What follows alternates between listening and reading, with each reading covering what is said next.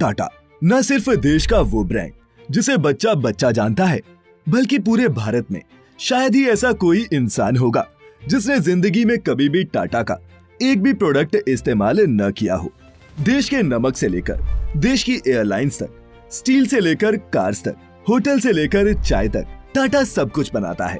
कुल जमा बात ये है कि अगर हम ये कहें कि टाटा सिर्फ देश का नमक ही नहीं बल्कि पूरा देश बनाता है तो भी गलत नहीं होगा। टाटा कोई कंपनी नहीं है, बल्कि ये कई कंपनी से बना एक ग्रुप है जो करोड़ों लोगों को रोजगार देता है और ये देश के वर्तमान और भविष्य दोनों को बना रहे हैं। और रतन टाटा देश के बाकी बिजनेसमैन अंबानी और अडानी से बिल्कुल अलग हैं। वो बिजनेसमैन नहीं बल्कि इंडस्ट्रियलिस्ट हैं। वो इंडस्ट्रियलिस्ट जिनके लिए पूरे देश के दिल में इज्जत है। और ऐसा नहीं है कि ये इज्जत सिर्फ रतन टाटा के लिए है, बल्कि JRD टाटा के टाइम से ही टाटा ऐसे काम करता रहा है जिससे उसे अपना आज का ये मुकाम मिला है। तो चलिए आज जानते हैं टाटा की पूरी कहानी। दोस्तों, टाटा की शुरुआत जमशेदजी टाटा ने की थी, जिनका जन्म 1839 में एक पारसी परिवार में हुआ था। बात है 19वीं सदी के अंत की। भारत के कारोबारी जमशेदजी टाटा एक बार मुंबई के सबसे महंगे होटल में गए, लेकिन उनके रंग के चलते उन्हें होटल से बाहर जाने को कहा गया।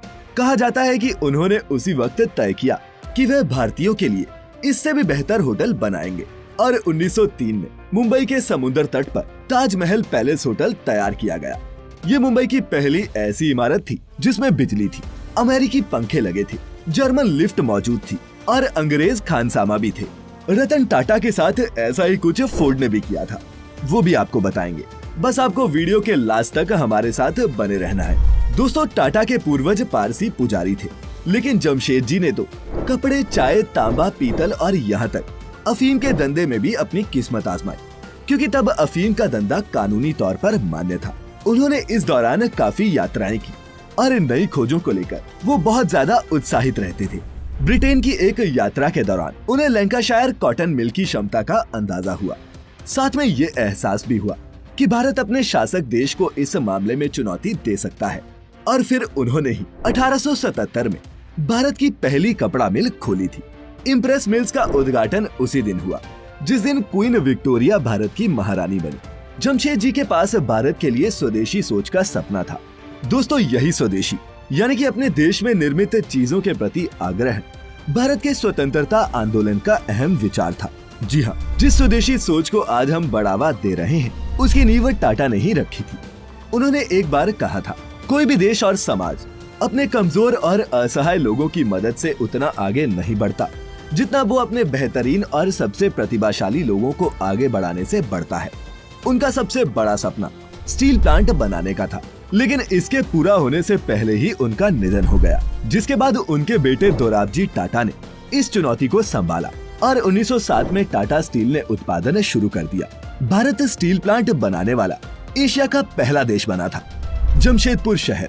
दोस्तों, जमशेदजी ने एक औद्योगिक शहर बनाने के लिए भी निर्देश दिए थे। उन्होंने दोराब को लिखे एक लेटर में कहा था कि इस शहर की सड़कें लंबी होनी चाहिए और उसके दोनों तरफ छायादार पेड़ लगाए जाएं। लॉन और बगीचों के लिए पर्याप्त जगह होनी चाहिए। फुटबॉल, हॉकी के मैदान के अलावा पार्क के लिए भी जगह होनी चाहिए। और दोस्तों, उनके इन्हीं निर्देशों का नतीजा बना जमशेदपुर शहर। प्रॉफिट से ऊपर रखे एम्प्लॉय। दोस्तों, दुनिया भर के दूसरे देशों में भी जब अपने कर्मचारियों के लिए भले ही योजनाएं न के बराबर होती थी, तब भी टाटा ने श्रमिकों के लिए कल्याणकारी योजनाएं शुरू की। 1877 में पेंशन की व्यवस्था, 1912 में प्रतिदिन 8 घंटे की शिफ्ट और 1921 से मातृत्व सुविधाएं मुहैया करवानी शुरू की। जमशेदजी का यकीन ये था कि कारोबार तभी आगे बढ़ेगा जब उसमें समाज के बड़े तबके की हिस्सेदारी होगी, खुद नहीं देश पहले। उन्होंने बेंगलोर में इंडियन इंस्टीट्यूट ऑफ साइंस की स्थापना की ताकि देश के विकास में योगदान देने के लिए इंजीनियर्स और वैज्ञानिक तैयार हो सके। जमशेदजी और उनके बेटों ने अपने पैसों को भी चैरिटेबल ट्रस्ट के हाथों में सौंप दिया, जिसकी Tata holding company Tata sons में 66% की हिस्सेदारी है।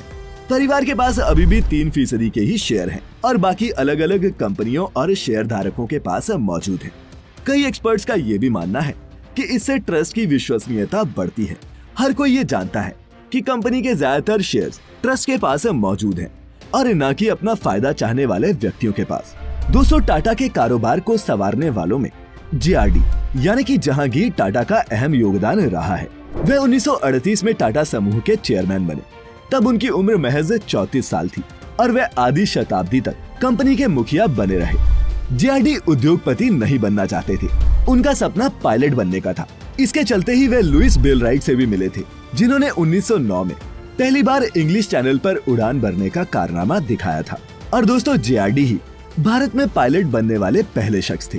2 साल बाद उन्होंने भारत की पहली एयरमेल सर्विस शुरू की। तब वे उस विमान को खुद ही उड़ाया करते थे। यही मेल सेवा आगे चलकर भारत की पहली एयरलाइंस टाटा एयरलाइंस बनी। जी हाँ, ये वही एयरलाइंस है जिसे आज आप एयर इंडिया के नाम से जानते हैं। पहले तो ये टाटा और सरकार का संयुक्त उपक्रम था। जब इंफॉर्मेशन युग आया तो JRD ने 1968 में टाटा कंसल्टेंसी सर्विसेज की स्थापना की, ताकि कंपनी का पेपर वर्क कंप्यूटर के माध्यम से हो।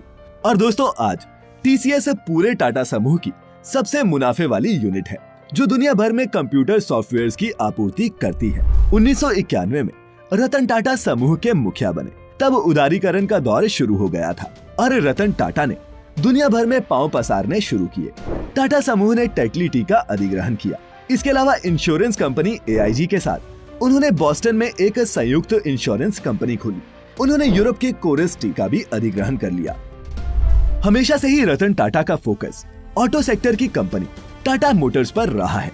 उन्होंने इसके जरिए कई तरह के प्रयोग भी किए। मसलन मिडिल क्लास की कार के सपने को पूरा करने के लिए लखटकिया नैनो को लॉन्च किया और टाटा ने पहली देसी पैसेंजर कार इंडिगा को भी बनाया था। इंडिगा को लेकर रतन टाटा काफी उत्साहित थे, लेकिन शुरुआती दिनों में उन्हें उम्मीद के मुताबिक नतीजे नहीं मिले। इस वजह से रतन टाटा ने अपने कार बिजनेस को बेचने का फैसला किया। इस बिजनेस को खरीदने के लिए अमेरिका की कार निर्माता कंपनी फोर्ड ने दिलचस्पी दिखाई थी।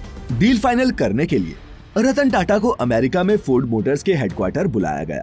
हेडक्वार्टर्स में 3 घंटे तक चली मीटिंग के दौरान फोर्ड के अधिकारियों का व्यवहार थोड़ा अपमानजनक रहा था। फोर्ड के अधिकारियों ने रतन टाटा से ये तक पूछ दिया कि जब आप कुछ नहीं जानते तो कार बनाना शुरू ही क्यों किया था। असल में फोर्ड के ये अधिकारी ये दिखा रहे थे जैसे वो टाटा के कार कारोबार को खरीदकर उन पर एहसान कर रहे हैं। लेकिन रतन टाटा ने ये डील कैंसिल कर दी। उन्होंने भारत वापस आकर एक बार फिर टाटा मोटर्स पर फोकस किया। इसी बीच साल 2008 की मंदी से फोर्ड मोटर्स को काफी नुकसान उठाना पड़ा। फोर्ड की हालत इतनी खराब हो गई कि उसने अपने जैगुआर और लैंड रोवर ब्रांड्स को बेचने का फैसला किया, जिसे खरीदने के लिए रतन टाटा सबसे आगे आए और उन्होंने इस पर कब्जा जमाया। इस तरह से रतन टाटा ने अपने अपमान का बदला लिया था। आर्थिक मंदी के दौर में टाटा को लेकर एक बड़ा विवाद उठा जब टाटा ने यूरोप के अपने स्टील ऑपरेशंस के बड़े हिस्से को बेचने का फैसला किया। तब ब्रिटेन की कर्मचारी यूनियंस ने आरोप लगाया कि टाटा अपने मूल्यों के प्रति ईमानदार नहीं है।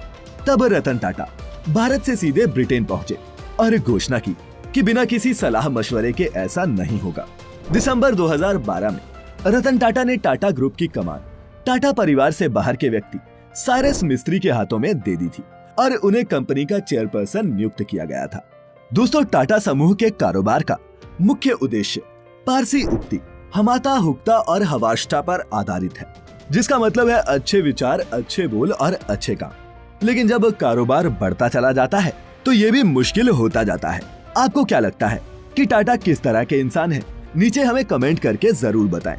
साथ ही अगर आपको आज की ये वीडियो पसंद आई हो तो इसे लाइक करने के साथ साथ अपने दोस्तों और रिश्तेदारों के साथ शेयर करना ना भूलें। अगर आप ये वीडियो YouTube पर देख रहे हैं तो सब्सक्राइब करें हमारे YouTube चैनल्स को और उस बेल आइकन को दबा दें ताकि आप